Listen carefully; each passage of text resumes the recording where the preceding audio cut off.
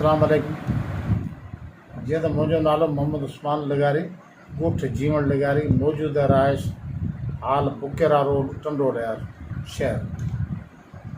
अर्ज़ु आहे त कुझु यादगिरियूं नंढपण जूं आहिनि, जिन में हिकिड़ी हिन यादगिरी जे लाइ बि मूं अॼु पंधु कयो आहे साईं ग़ुलाम क़ादिर वटि।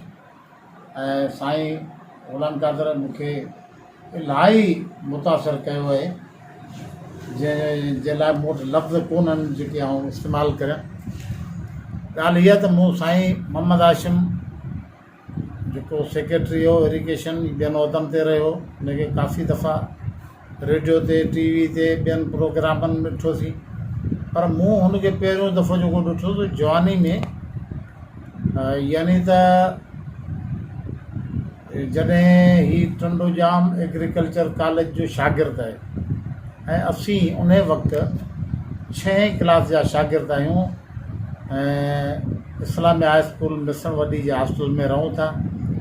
साईं अब्दुर्रहमान समूह हाउस टीचर आहे, हाजी अब्दुल्ला दाइदाणो हेड मास्टर आहे, साईं मीर मोहम्मद ख़ासि के लिए असांजो क्लास टीचर आहे, ॿिया मुख़्तलिफ़ साईं अनवर मंगरियो, साईं नवल राय, साईं रसूल बख़्श, साईं अब्दुल जब्बार, डॉक्टर मोहम्मद हुसैन जो भाउ, इहे उस्ताद रहिया।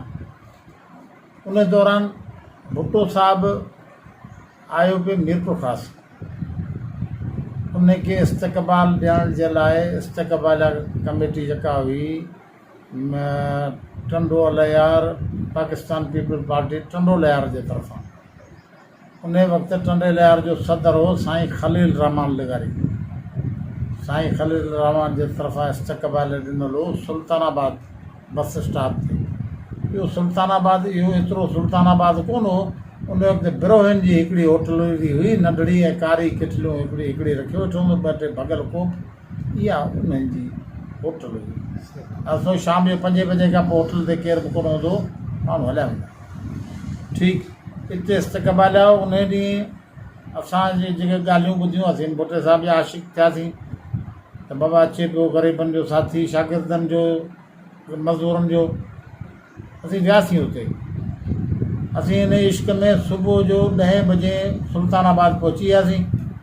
सुल्तानाबाद पहुचण खां पोइ बाबा साईं केॾीमहिल थो अचे, ज़र असांजी उल्हांदे नज़र ऐं हिन ख्वाजनि वारे ॻोठ ॾांहुं हिते ई हिन रोड तां थो अचे, कई गाॾियूं मटियूं वञनि। भुट्टे साहिब खे त जेको प्रोग्राम जेको टाइम टेबल असां ॿारनि खे त न का ख़बर हुई, न को ॿुधाए लो, न को केरु ॿुधाए। ख़ैर थियो ईअं त इहो तक़रीबन सिज लाह खां थोरो अॻु में भुट्टो साहिबु आयो ऐं उनखे साईं ख़लील रहमान सिपासनामो पेश कयो ऐं मीर रसूल बि ख़ान टालपुर गॾु हो। ऐं उन सिपासनामे दौरान मेगाफोन हुई, उन ते भुट्टे साहिबु ॻाल्हायो ऐं आउं नंढो हुउसि, इन करे माण्हुनि विचां सिक्योरिटी विक्योरिटी ॻाल्हि कोन्हे, गाॾी जे बॉनट ते हथु रखियो बीठो हुउसि।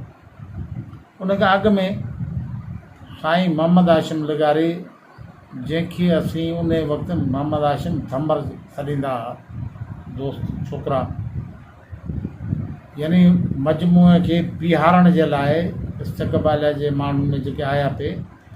उन दौरान साईं मोहम्मद हाशिम हिकिड़ो पंहिंजो शाइर ॿुधायो। उहो इहो शाइर हो त उन वक़्तु भुट्टे साहिब खे 113 मुलनि उन्हनि काफ़िर करार ॾिनो हो।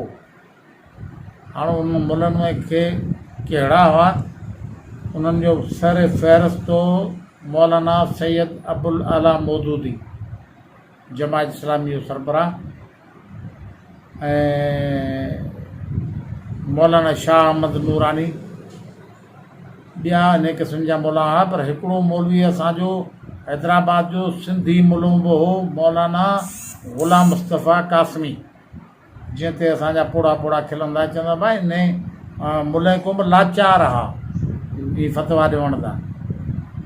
ठीकु, पोइ उन्हनि मुलनि खे सॼी सिंध मां कंहिं बि माण्हू जवाबु कोन ॾिनो। इन मोहम्मद हाशिम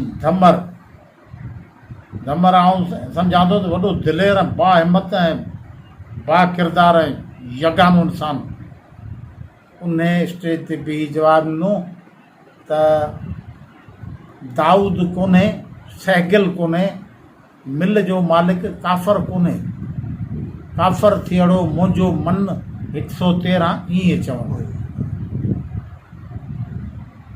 कणक काफ़र, ॿाझर काफ़र, सुबुह सवेरो साजर काफ़र, मोमिन उहे जिन मेड़िया धन 113 ईअं चवनि। पुछो तो तूं न काफ़र, मां न काफ़र, इहे पेटोड़ी मुला काफ़र, मोमिन उहे जिन मेड़िया धन 113 ईअं चवनि। हाणे हिन जूं मिसराऊं हेठि मथे मूंखां कई थी वियूं आहिनि, ऐं सॼो तरतीबवार न पियो पढ़ी सघां, न को सॼो मूंखे यादि आहे। मुंहिंजी जमार बि हाणे 70 साल आहे, आउं त अला ख़ैर करे केतिरा ॾींहं हूंदुसि। सो इन कम लाइ साईं वटि मूं पंधु कयो त इहो ॻोल्हियां ऐं इहो फेसबुक ते शाया करियूं, दुनिया ॿुधे त सॼी सिंध में मां मुड़ुसु हो ई कोन जंहिं जवाब ई कोन ॾिनो। ऐं इहे 113 मुला जेके उन वक़्त जा मौलाना मुफ्ती मामू इहो सॉरी मौलाना अबुल आला मौदूदी को मामूली माण्हू कोन हो, तमामु वॾो लीडर हो, अमेरिका जो ख़ासि माण्हू हो। सो उन्हनि माण्हुनि जे मुखालफ़त में बीहर मैदान ते वठणु बीहण ऐं हिकिड़ो शागिर्द नौजवान ऐं ॿाहिराड़ी जे काज़ी नूर मोहम्मद जे ॻोठ जो माण्हू ऐं जवाबु ॾिए थी, इहा वॾी हिमत ऐं दिलेरी ऐं मर्दानगी जो अमल आहे जंहिंखे आउं सलाम थो करियां। अलाह साईं हुनखे जन्नत अल फिरदौस में जाइ ॾे। आमीन असांजो दुआऊं। आमीन।